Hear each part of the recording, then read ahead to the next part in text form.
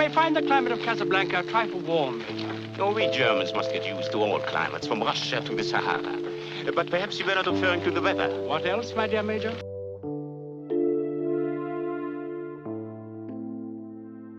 When you think of Casablanca, 1942, you picture smoky cafés, timeless romance, and Humphrey Bogart saying, "Here's looking at you, kid."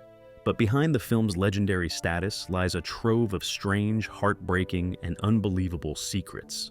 What if the Nazis on screen were actually real refugees fleeing them in real life? What if one of cinema's most quoted lines was never even written in the script? In this documentary, we peel back the curtain on Casablanca, revealing the shocking truths, improvisations, and accidents that shaped one of the greatest movies ever made. Here are 20 weird Casablanca facts you probably didn't know, beginning with the most astonishing. The Nazis were played by Jewish refugees. In a remarkable twist of history, many of the Nazi officers in Casablanca were actually Jewish refugees who had escaped real persecution in Europe. These actors, who had fled the very regime they were now portraying, brought a haunting authenticity to the film. Warner Brothers cast dozens of European immigrants, many of whom had barely arrived in America before production began. Among them was Conrad Veidt, who played Major Strasser. In real life, Veidt was a passionate anti-Nazi German actor who fled Germany because his wife was Jewish. Imagine standing on set in a Nazi uniform while remembering loved ones still trapped under Nazi rule. For some of these performers, the experience was emotionally shattering. When the cast filmed scenes of conflict or humiliation, their tears and tension were genuine, not staged. The irony of Jewish refugees portraying Nazi soldiers remains one of Hollywood's most haunting and bizarre behind-the-scenes truths, showing how Casablanca mirrored the world's real tragedy while filming inside a studio. The La Marseillaise scene was filled with real tears. One of the most powerful moments in Casablanca comes when Victor Laszlo commands the band to play La Marseillaise, drowning out the Germans' anthem. The rousing defiance fills Rick's cafe, but few viewers realize that the emotion on screen was heartbreakingly real. Many of the extras hired for that scene were not professional actors. They were refugees who had fled Nazi-occupied Europe, leaving behind their families, homes, and entire lives. When they sang La Marseillaise, it was not performance, but personal rebellion. Eyewitnesses recalled that as the French anthem rose, extras broke down in tears. Their sobs were unscripted. Director Michael Curtiz, himself a Hungarian immigrant, left those moments untouched. The result was one of the most emotionally charged scenes ever filmed.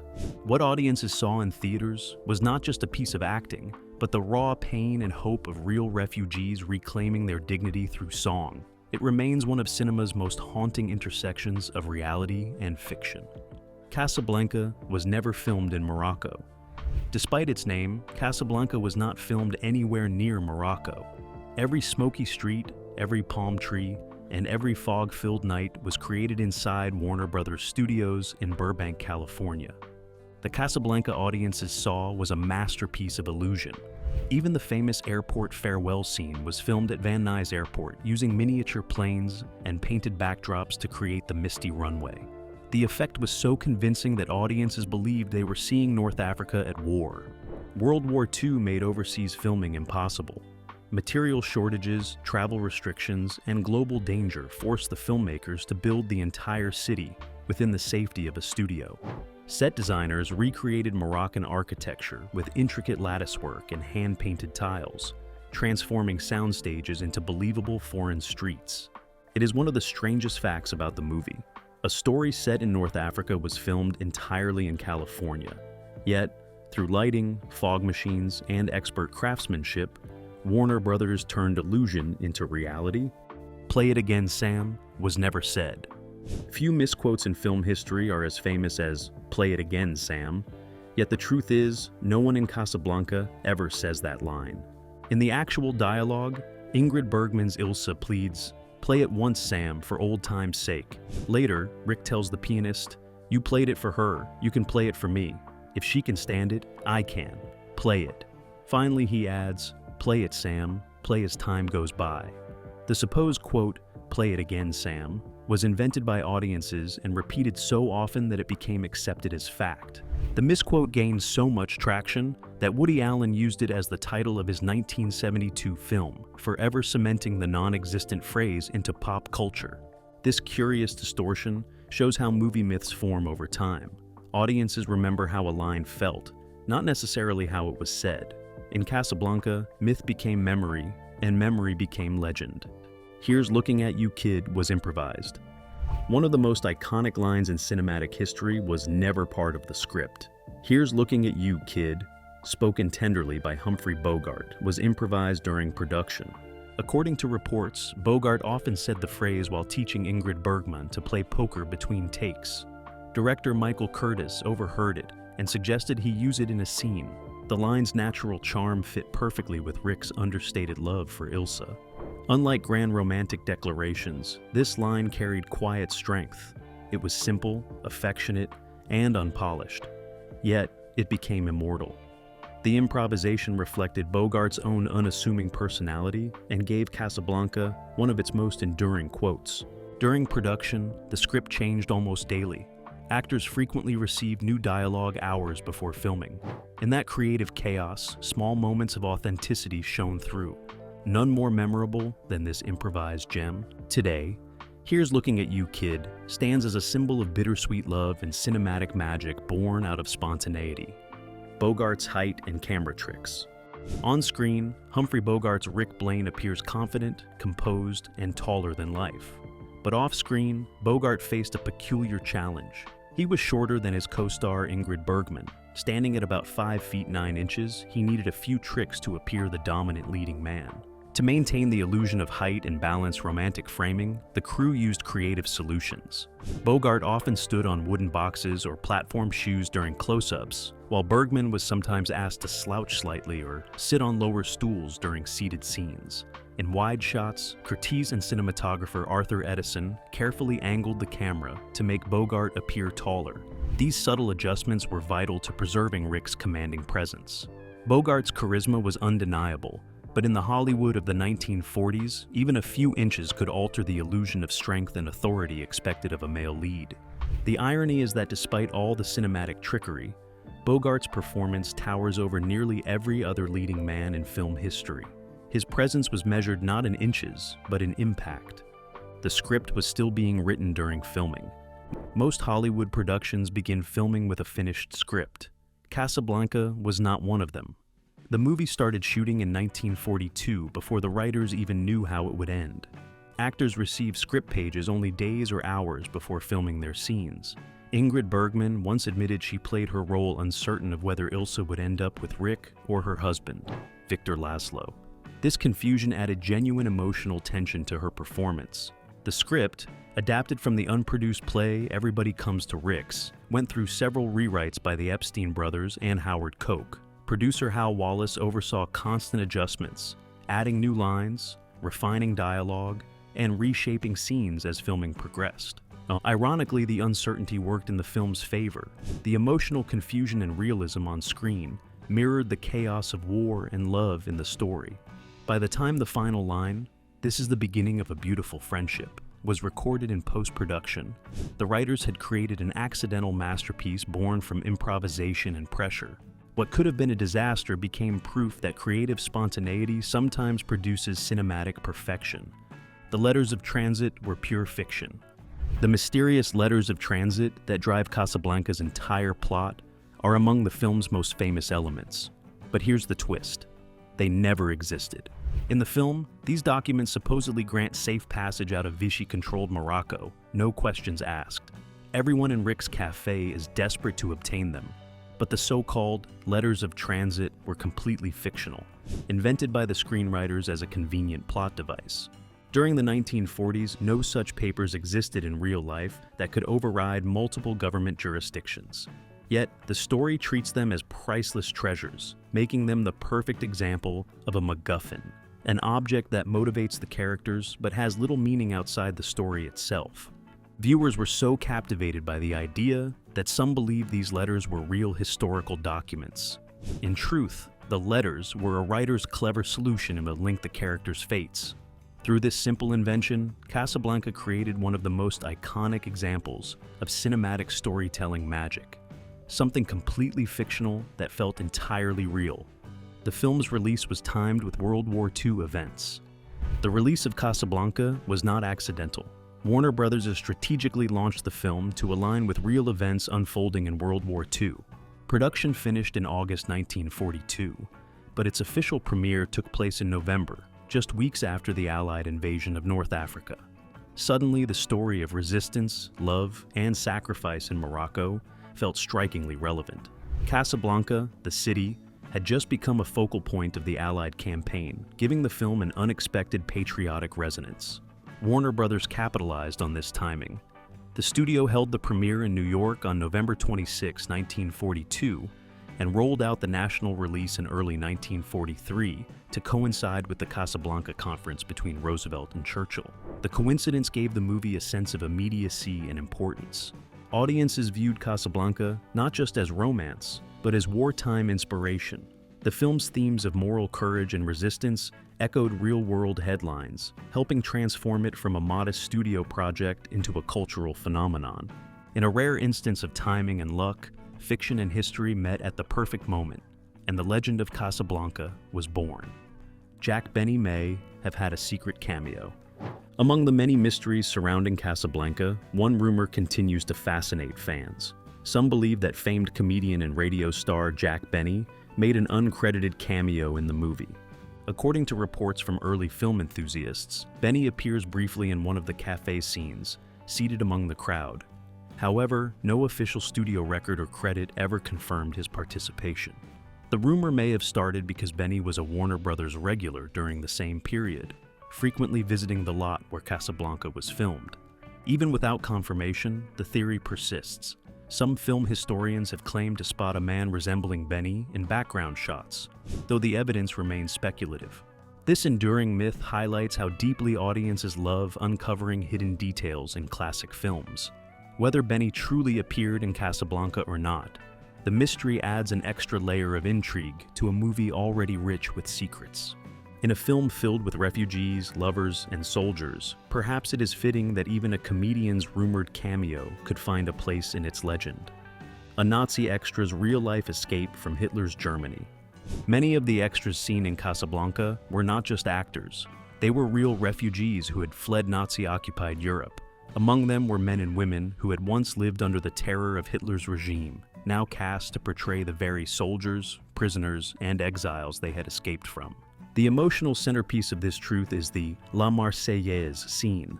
When Victor Laszlo commands the band to play France's national anthem, the extras, mostly European émigrés, broke down in real tears as they sang. Their emotion was not scripted. For many, family members had been lost or were still trapped under Nazi rule. The moment became both a performance and a memorial. One background actor, reportedly a German Jewish musician, had narrowly survived Gestapo interrogation before escaping to America.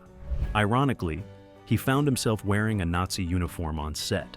To him, and others like him, filming Casablanca was a haunting catharsis, an artistic confrontation with their trauma. This authenticity infused the film with a sense of reality that no Hollywood script could have fabricated. Behind every line and song was the voice of someone who had truly lived through what the movie only tried to depict. Conrad Veidt, the Nazi officer, was a real anti-Nazi refugee. Conrad Veidt, who chillingly portrayed the ruthless Major Heinrich Strasser, was in fact one of Hollywood's most outspoken anti-Nazi actors. Before arriving in America, Veidt was a celebrated star in Germany, famous for films like The Cabinet of Dr. Caligari. But when Hitler rose to power, Veidt publicly opposed the regime and fled Germany with his Jewish wife in 1933. Once in Britain and later in Hollywood, he found himself typecast as the very villains he despised: Nazi officers, German spies, and authoritarian soldiers. Yet Veidt embraced these roles for a purpose: to expose the evil he had witnessed firsthand. He even requested that his film contracts state his political stance, ensuring everyone knew he was against Hitler's ideology. In Casablanca, his performance as Strasser radiates authenticity. His cold stare and precise mannerisms were drawn not from admiration, but from disgust. Veidt was reenacting the darkness he had escaped, giving the film's villain a chilling realism that audiences could feel. Off-screen, Veidt donated portions of his salary to British war relief efforts, turning his art into resistance. He died unexpectedly in 1943, shortly after Casablanca's release, never knowing how iconic his portrayal would become. Ingrid Bergman's confusion became her greatest asset. Ingrid Bergman's luminous portrayal of Ilse Lund is often praised for its emotional complexity, but few know that her performance was shaped by genuine confusion. When filming began, the script for Casablanca was still unfinished. Even the writers had not decided whether Ilse would stay with Rick or leave with her husband, Victor Laszlo. Desperate for clarity, Bergman asked director Michael Curtiz how she should approach her role. Curtiz gave her a cryptic instruction: play it both ways. He told her to act as a woman genuinely torn between two men she loved deeply, one representing passion and the other duty. This advice forced Bergman to live inside Ilse's uncertainty. Her looks, pauses, and expressions of hesitation were not rehearsed but natural, born from real ambiguity about her character's fate. When the final pages revealed that Ilse would leave Rick, even Bergman was reportedly surprised. This authentic emotional conflict gave her performance its realism. Viewers could feel the pain of a woman trapped between love and loyalty. What could have been confusion became artistic brilliance. Bergman's uncertainty translated into the same haunting indecision that still defines Ilse today, torn between the past she cherished and the future she could not escape. The airport finale was filmed on a tiny set with a cardboard plane. The fog-drenched airport farewell between Rick and Ilse remains one of the most emotional scenes in cinematic history. But what many viewers never realize is that the iconic aircraft waiting in the mist was not real at all. It was made of cardboard and wood. Due to wartime rationing and limited studio budgets, Warner Bros. Could not access a real airplane. Instead, the production team constructed a scaled-down mock-up of a Lockheed Electra. To complete the illusion of size, the ground crew seen walking around the plane were actually little people, making the model appear life-sized on camera. To enhance realism, director Michael Curtiz filled the set with artificial fog, masking the lack of scale and depth. The fog also lent a dreamlike quality that perfectly matched the emotional gravity of the scene. This resourceful use of practical effects remains one of Hollywood's most admired moments of illusion. Without high budgets or digital technology, Curtiz and his team built an unforgettable ending that felt vast and tragic, even though it was filmed on one of the smallest sets ever used for a major studio picture. As Time Goes By almost got cut from the movie. It is impossible to imagine Casablanca without the tender melody of As Time Goes By. Yet, in one of the strangest turns of production history, the song was nearly cut from the film.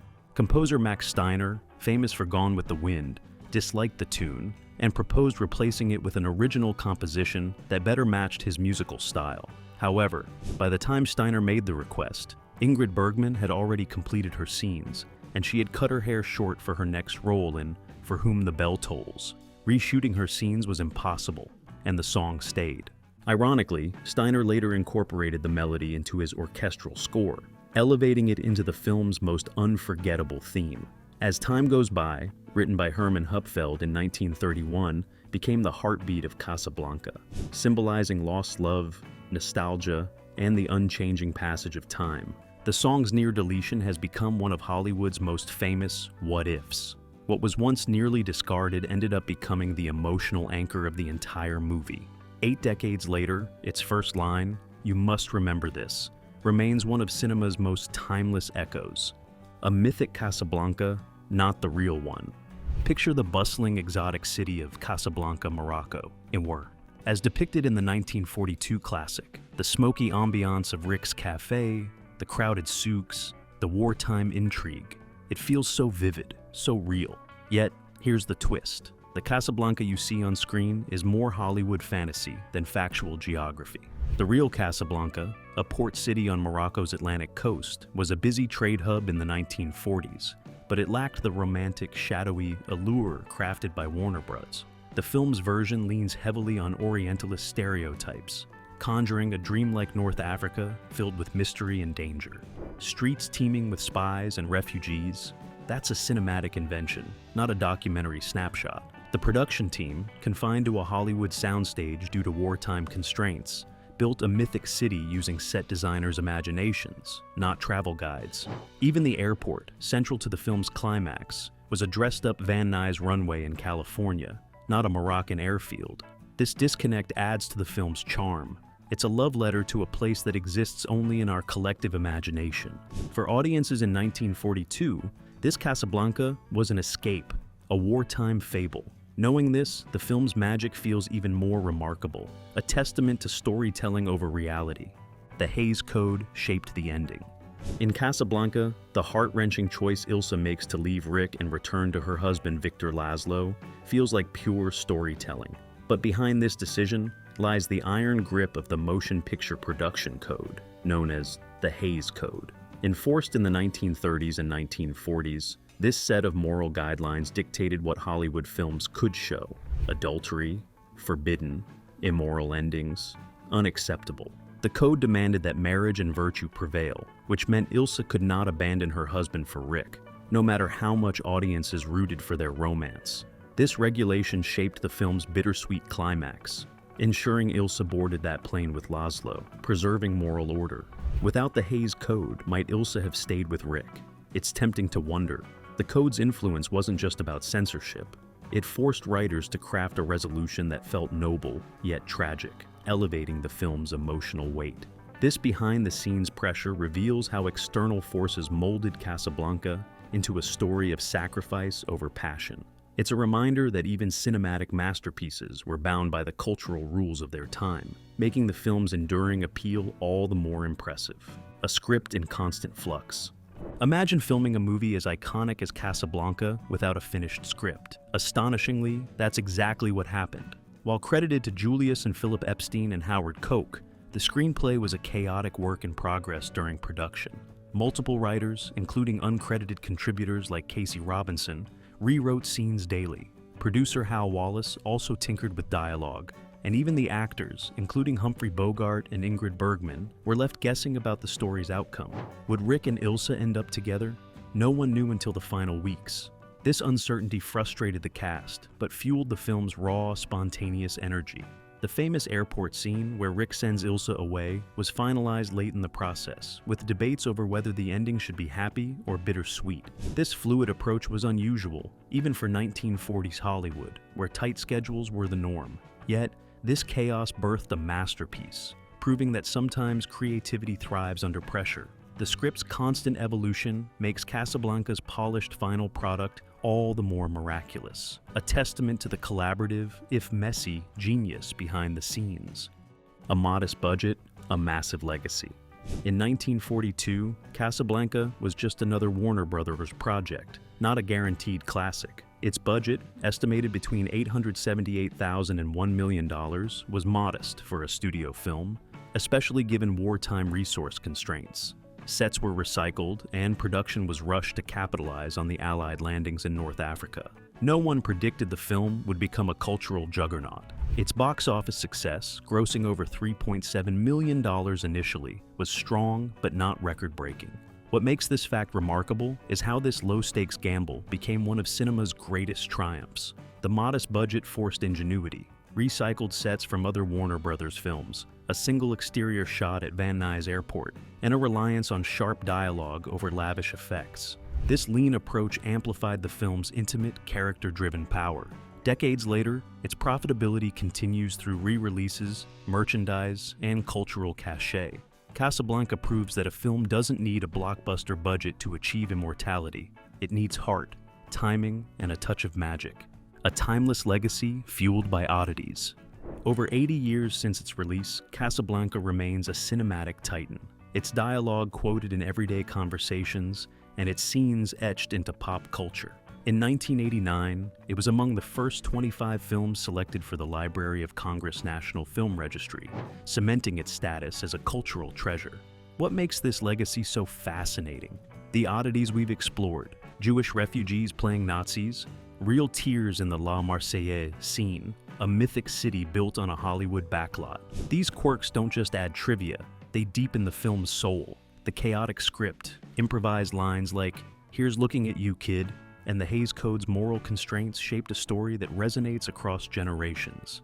Its modest budget and wartime context made it a product of its time, yet its themes of love, sacrifice, and defiance feel universal.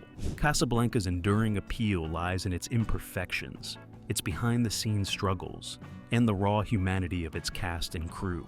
It's a film that turned chaos into art, proving that the strangest stories often leave the deepest marks.